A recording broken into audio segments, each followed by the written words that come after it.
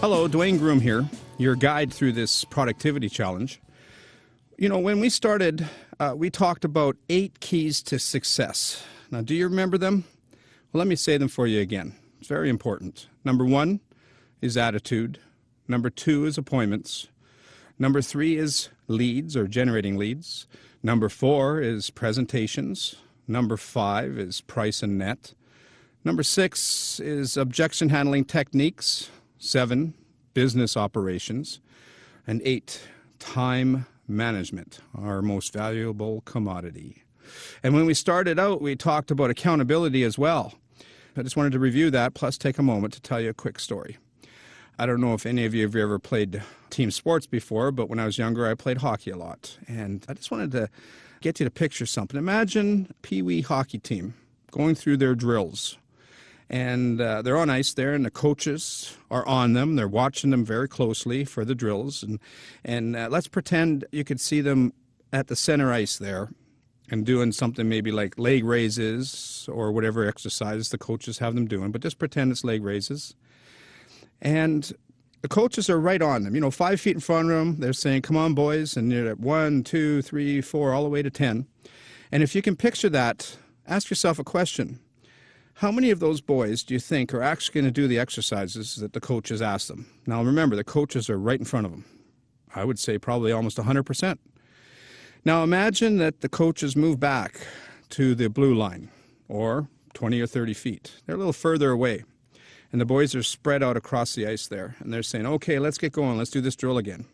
Now, how many of those boys do you think would be doing the drill then?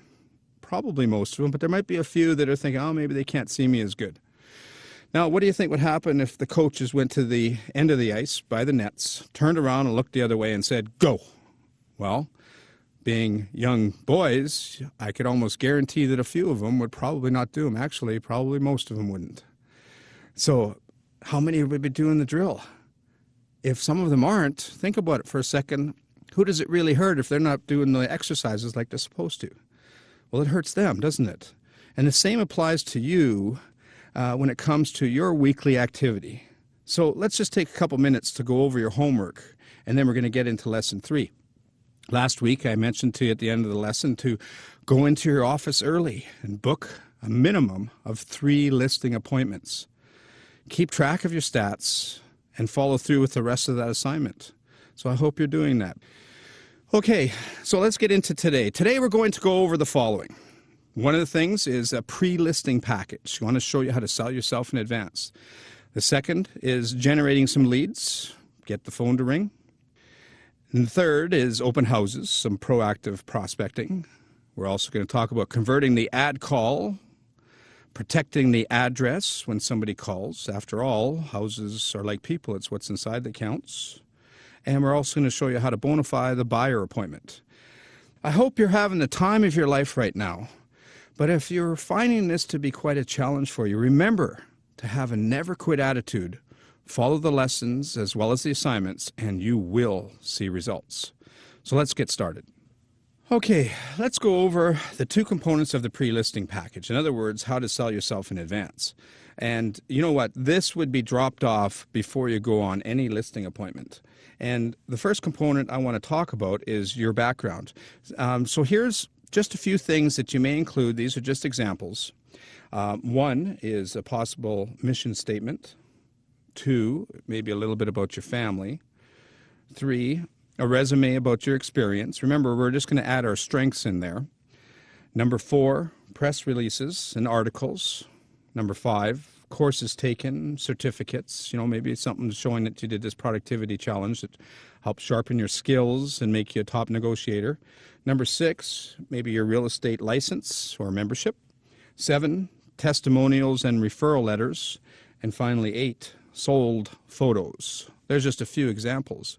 And the way we can package that before I get into the second component is there's 3 different ways. One is you could create a portfolio, which is maybe a leather binder, and this would be something that probably would take a lot of time, and it would probably cost a little bit, so it'd be something that you would want to take back.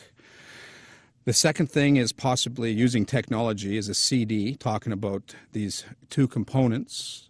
And the third is a trifold brochure.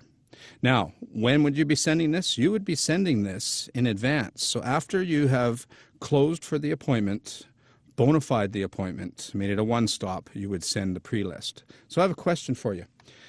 What is the hardest thing to talk about on your appointment? Well, actually, it's yourself and your company. So let's get into the second component. The next component is basically for you to brag about your company, which is your team. And here's a couple other examples you can put in there. The first thing is you can put in your company mission statement.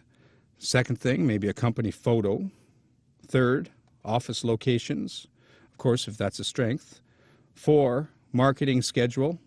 5, a little bit about your market share, or maybe some statistics. People love stats and pie charts, it seems like. Number 6, company history. And as I said, we're going to put these into either a portfolio or a CD or a trifold brochure. Now, the way this would work best for you to make you look as professional as possible, and by the way, if you use pre-list, less people cancel appointments. So let's pretend you're on the phone and you've just booked the appointment. You took a second to say, could I ask you a couple questions just to get my homework done? You go through the bona fide appointment checklist. And just as you're finishing up, you'll ask them, are you going to be home for a few minutes? And they'll say yes or no. And if they say yes, you'll say, well, in the next hour or so, I'm going to send over a package for you. What it's going to do is save us some time on the appointment because it's going to tell you a little bit about my company and a little bit about myself. And a courier will drop it off. Now, when they receive this package from the courier, of course, it'll seem very professional, so make sure it's not you that's dropping it off, because that wouldn't make sense to them now, would it? So they'll take this and they'll look at it, and they always do. In fact, when you send something in advance and they have it to take a look at, they'll sit down, have a cup of coffee, and go through it. Whereas if you're on the appointment and you start to talk about your background and your company, because one of the things is the hardest thing to do is to talk about yourself, as I said, they'll feel like it's a long-winded presentation and they'll just want to get you to speed it up. Now, there's always a few people in my classes that'll say, well, you know what, it sounds like some extra costs here. So let me explain it to you another way so it makes sense. Let's pretend that we're booking our 3 listing appointments a week.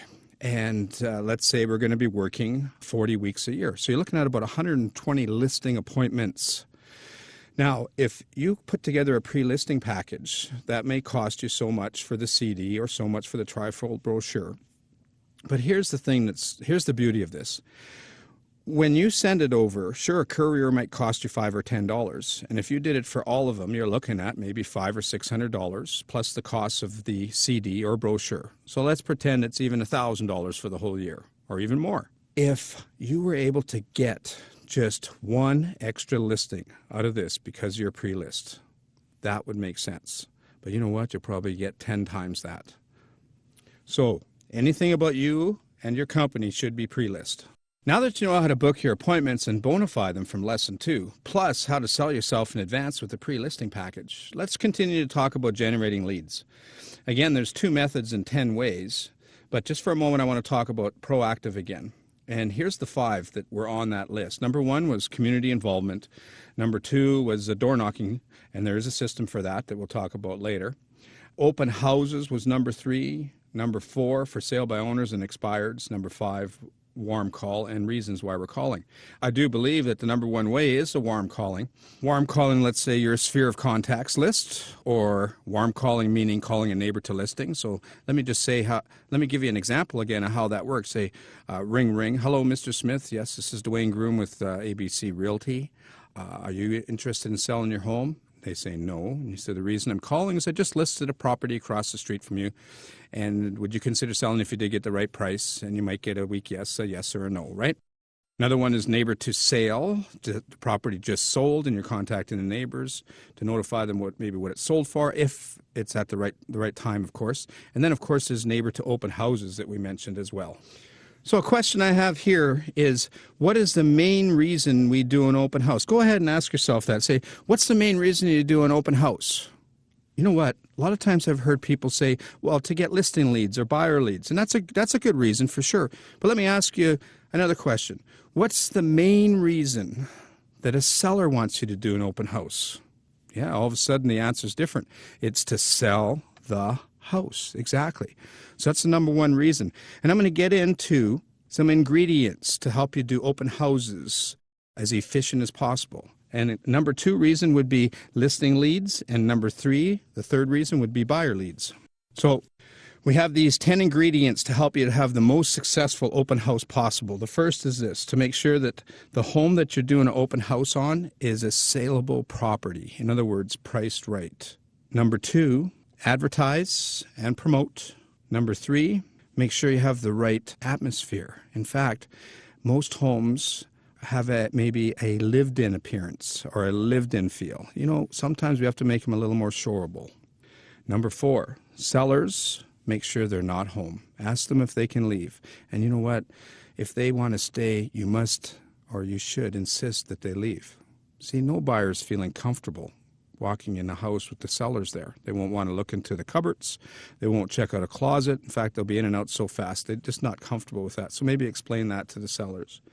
Number 5, maybe learn how to master retail sales a little bit. Give them some room to breathe and don't jump all over them. Number 6, I love this one here. In my class, I'll say, maybe don't tell the price. And you'll hear everyone go, what? And I'm saying, okay, just imagine this.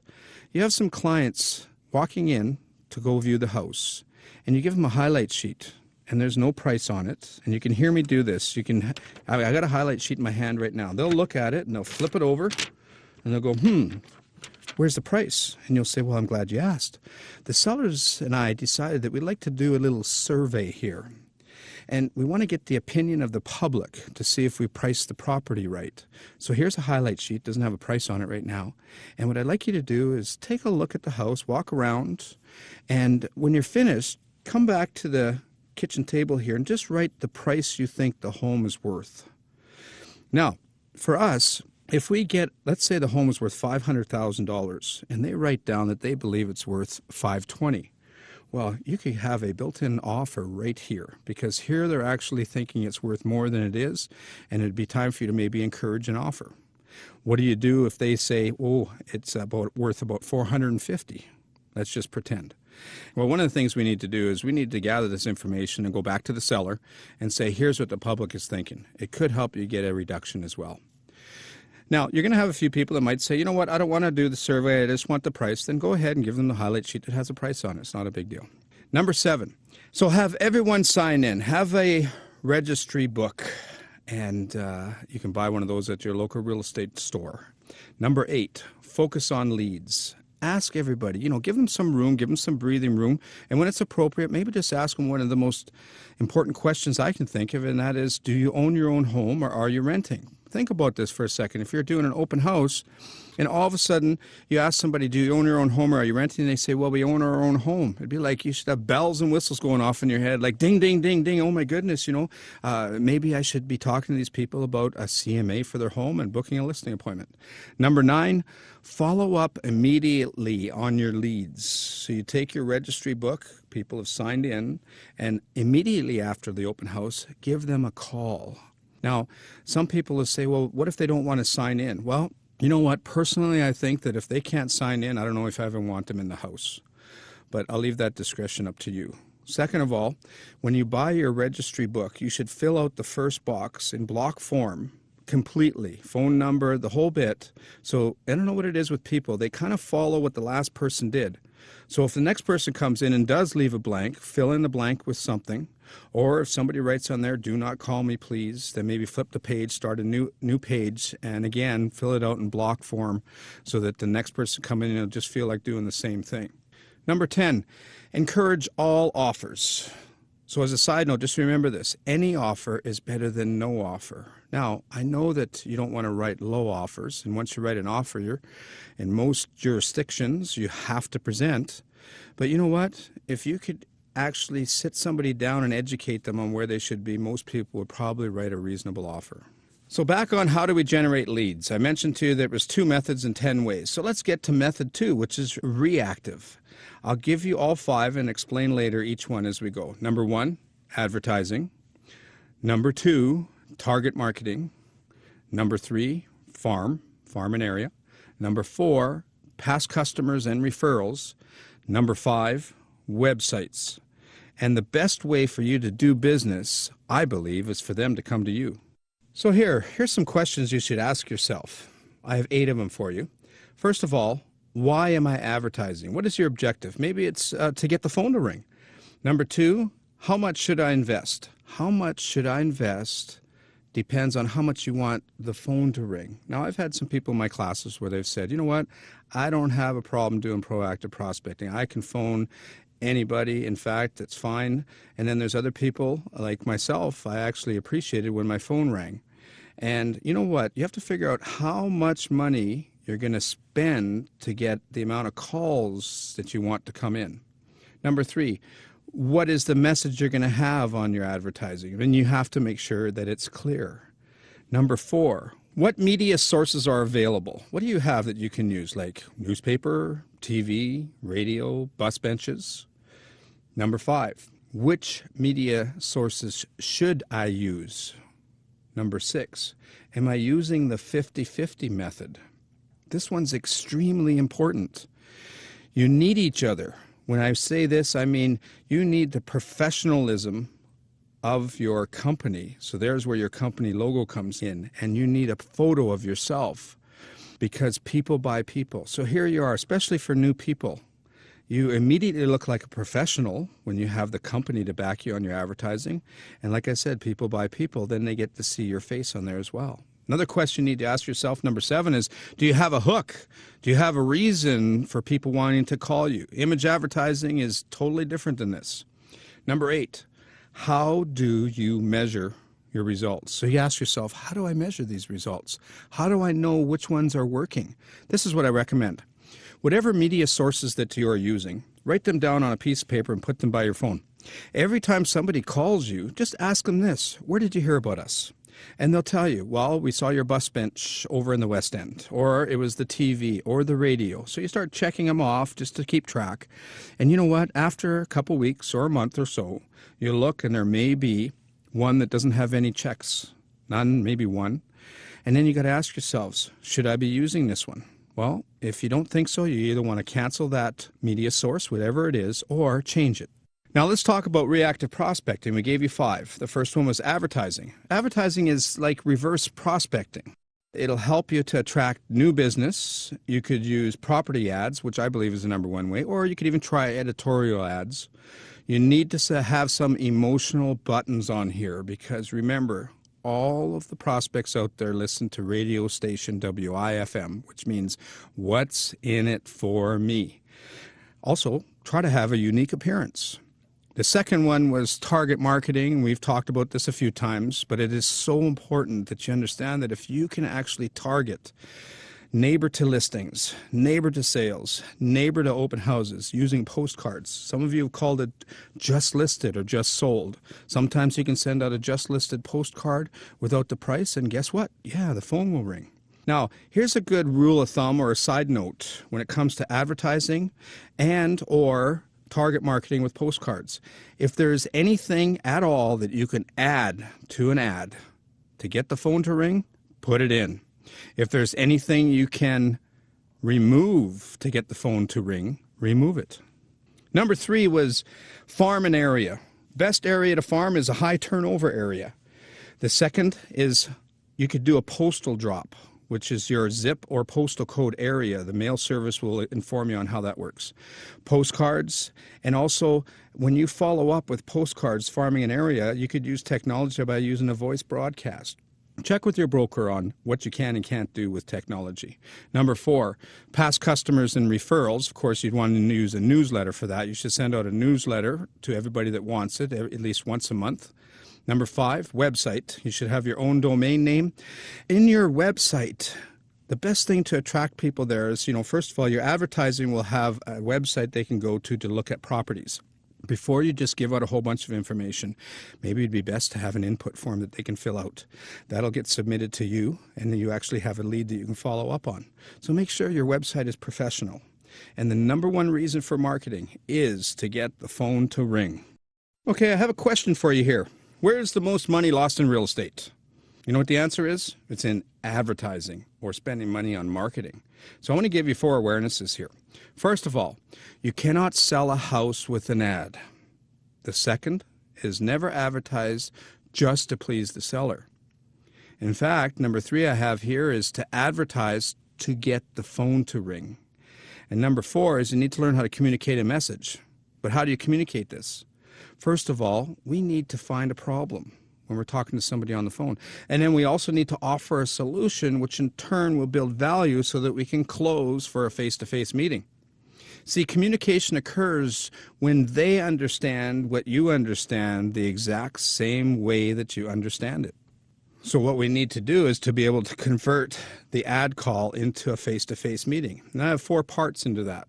Part 1 is to gain control and get their name and phone number first. And the dialogue might go something like this. You pick up the phone, say, "Good morning, ABC Realty, can I help you?" "Yeah, I'm calling about the ad you have in the paper." "Well, thanks so much for calling. Could you please describe that ad so I don't make a mistake?" "Oh, by the way, my name is Dwayne Groom and yours is?" See, it's a good idea not to answer with your name, but to trade names kind of personally when they least expect it, kind of as an afterthought. And, you'd be surprised how many people say, "Oh, well, my name is Bob." And then you might send your number there just in case, and 9 times out of 10, they'll just give it to you. So if they give you their name and number, then you can say, "Well, thank you. While we are retrieving the property information, may I ask you a few questions just to save us some time?" If they say yes, you're going to ask the 6 stock questions. If they say no, the neat thing is you could still continue to ask the 6 stock questions. Let me explain. The first question kind of works for a yes or a no.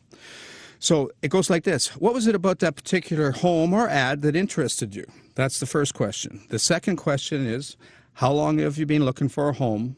Number 3, are you working with any of the realtors to help find you a home? And if they say yes, determine if they've signed a buyer agreement or a buyer agency contract.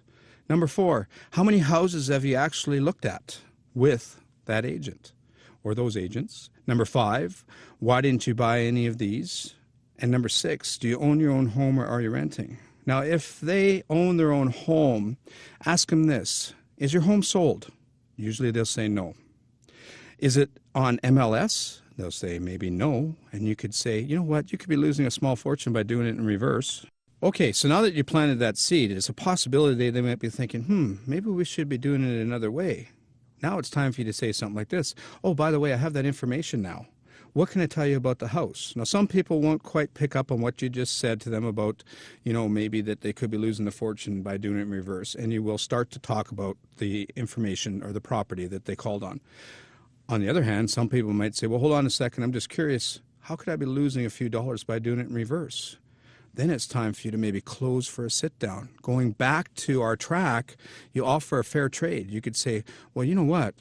I have some information that would show you that by doing it in reverse, you could be losing some money. Maybe not. But if you want, we could get together and I could go over that with you. I've got some time tonight at 6, or would tomorrow after dinner be better, using the reverse or the alternate choice?" So you close for the sit-down. Maybe you got a listing appointment out of this, right? Okay. So anyways, let's go back on track and imagine that they just wanted to know more information about the house. There's a certain way to trade information. So you say, "What can I tell you about the house?" Like I said, we need to straight line the answers. And, a lot of agents will try to sell a house over the phone. And we need to get over this right away. Right now, I mean. We need to get over this because you cannot sell a house over the phone. And like I said, stop trying. I've had that agent sit there and go on and on and on. All you hear is, and they hung up. "Hello, hello." And what you need to do is just go like this. Say, "What can I tell you about the house?" They say, "Well, how many bedrooms does it have?" "Well, this particular one has 4. Are you looking for one with 4? "Yeah, we are." "Okay, and what else would you like to know about the house?" And kind of go back and forth, back and forth. Remember, the best agents in the world are the best listeners, not the best talkers. Take a moment. Stand up and stretch. Now, if you're driving in your car, it's going to be hard, so don't do that right now. But what I want you to do is take your right hand and put it over your heart. Raise your left hand and repeat after me. "I swear from this day forward never to give out the address, so help me Dwayne." I'm going to show you now how to protect the address, because in here somewhere they're going to keep asking, "Can I have the address? Can I have the address? I just want to drive by." And what I want to let you know is that it's human nature to eliminate as you go. In fact, all they're trying to do is go buy the house and find one reason why they don't want to buy it. So now that you've made a personal commitment, that's the number 1 way to protect the address, is you've made a personal commitment. Number two is what I call a save time and money technique. Let me read the dialogue for you here. It's in your notes. It goes like this. You'll be talking to someone on the phone. You'll say, studies show that 90% of the people never buy the home they call on. And a lesser agent than myself would just give out the address just to waste your time and gas and money, only for you to determine that the house is not for you from the outside. You see, houses are like people. It's what's inside that counts. So let's do this. I don't mind. You can just keep asking me some questions till we find out if it is right or wrong for you. Is that okay? And the third part is reasons why you cannot. Maybe you make it an office policy. We're all independent contractors, so you could probably do that for yourself. Another one could be security reasons or a privacy act that applies. Or maybe just the fact that the owner asked me not to. Think about this. If we back up on the listing appointment, why don't you try this in your listing presentation when it comes time when you're talking about separating the lookers from the buyers. And we'll get into that more next week. But when you're talking about that, you might say to them, you know what, I can assure you that I will qualify all the buyers before I bring them through. But let me ask you this. If somebody calls on an ad in the paper and just asks for the address, if they're not qualified or if we don't know who they are, would you want me just to give out the address? Because I'm thinking that it'd be better off for me to try to get them in the office, get them qualified as to seriousness, and then bring them to see your house, especially to see the inside. Most sellers would say, no, I don't want a bunch of people that we don't know who they are, we don't know if they're qualified, buzzing around our house and things like that. So then you know that the seller said they don't want that. So now, fast forward to when you're on the phone and somebody asks for it, you can genuinely say, you know what, owners asked me not to. And by the way, I would do the exact same thing for you if I listed your house. And the fourth part is now for us to close for the face-to-face meeting. So we need to get their attention first, okay? So let's say we found out that this home wasn't quite for them. We could do this. Something you said earlier concerns me. It sounds like you're looking for a specific type of home, is that right? And they always say yes. And you say, well, you know what? The paper only has a few hundred ads in it. Let's say they called on the ad in the paper. And you know what? It feels like, to me, like you're up against what I call the tip of the iceberg. Up in the Arctic, when you can see the icebergs floating in the ocean, there's only about 10 to 20% of it you actually see above water. 80 to 90% is, guess what? It's underwater. And that's like the thousands of properties that are on MLS. So why don't we do this? I don't mind. We could make you a preferred client. You could get all the benefits by just stopping by the office. I'll ask you a few questions. We'll see what you're looking for. We'll take your criteria, we'll put it into the database. It will cross-reference what you're looking for with every listing in the whole city. It'll narrow it down so that we can just select a few that are of interest to you, and maybe we could even go look at some. This works very well. So we need to close for the face-to-face. And a good way is any way you can. And you know what? I truly believe that the best way is the alternate choice that I mentioned to you a few times already. It's where you say, you know what? We can get together tonight at 5, or would 6 be better? The bottom line is this. We don't need them all. We don't want them all. We only want the ones that are ready, willing, and able to buy a house when? Today. Okay, so now that we have the appointment, let's just remind you of one thing. When we were talking to the sellers on the phone and we wanted to go on our appointment, we bona fide the appointment. So I'm thinking, you know what, if the buyers have an appointment and they're on their way into the office, maybe it's later tonight or maybe it's tomorrow, let's pretend that it's a few days down the road. Wouldn't it be great to bona fide that appointment as well? Now, there's a few questions you could ask them, but what I do recommend is that you have in-house financing in place or a mortgage broker you can refer. And one of the best things you could do is you could say, you know what, have you talked to your bank yet? And if they say yes or no, mention to them you might be able to save them some money with in-house financing, and try to get them to get in touch with your mortgage broker, or with their permission, see if the mortgage broker can phone them. See if you can get them pre-approved or pre-qualified, whichever way you look at it, so that by the time they show up 2 days later, you don't even have to ask them any qualifying questions at all. In fact, you'll be able to ask them about half as many questions. But just in case you need to ask them some of the questions, some of them might be like this. Number one, where are you presently employed? Now, on the phone, it's not as easy to ask these, so it's easier just to get them to get pre-qualified with in-house financing. But let me just give you some questions that you need to have the answers to. Now, you may not have to ask all the questions, but like I said, you need all the answers. One, again, was where are you presently employed? Two, how long have you been there? Three, what is your yearly income? 4, what's your monthly expenses? 5, who do you bank with now? And 6, have you talked with them? 7, finally, is do you have any credit problems? Number 1, if you said, where are you presently employed? And they said, I'm not, what are you going to do then? Well, you know what? They could be wealthy or they could be self-employed. Number 2, how long have you been there? You never know. If somebody says, I've only been there 3 weeks, they might be getting a cosigner. So carry on. If they've had any credit problems, just like in number 7 as well, maybe somebody else is helping them out with the financing. But it's good to know the answers. So what I did was I took the liberty of creating a call form. And part of your homework assignment is going to be to reproduce that on your company letterhead, photocopy a whole stack of them, and put them by your phone. I can assure you that if you take this call form and you make a commitment to only answer calls with this form in front of you, no matter where you are, you will increase your income probably of $100,000 in a year without much effort. So I hope you do. So let's get into our weekly activity. Go to the office early, 9 a.m., prospect 5 days a week. Number 2, book a minimum of how many? You got it, 3 listing appointments each week. Number 3, keep track of your production again on your program production page A7. Again, very important. Number 4, bring in your completed weekly report page A6, signed by your broker and manager, hand it into your assistant team captain no later than 9:30 a.m. Fax it in the night before if you're going to be running a little late. Number 5, add another 25 names to your sphere of contacts list. Number 6, create a pre-listing package. Bring what you have to class next week, and a rough draft is okay. I'd like to see what you got.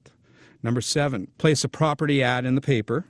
Number 8, reproduce that call form. I mentioned this a few moments ago on your company letterhead and use it for all of your calls. Commitment.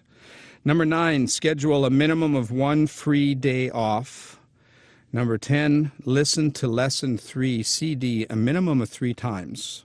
I have a poem here I want to read to you, and it's about a smile. A smile costs nothing but gives much. It enriches those who receive without making poorer those who give. It takes but a moment, and the memory of it sometimes lasts forever. None is so rich or mighty that he can get along without it, and none is so poor that he can be made rich by it.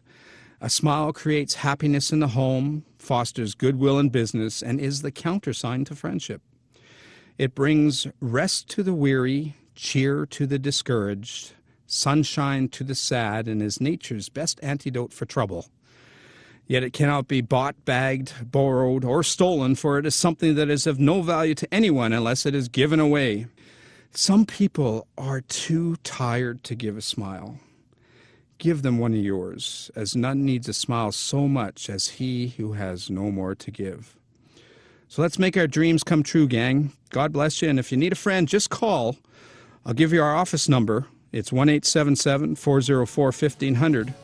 Have a super week.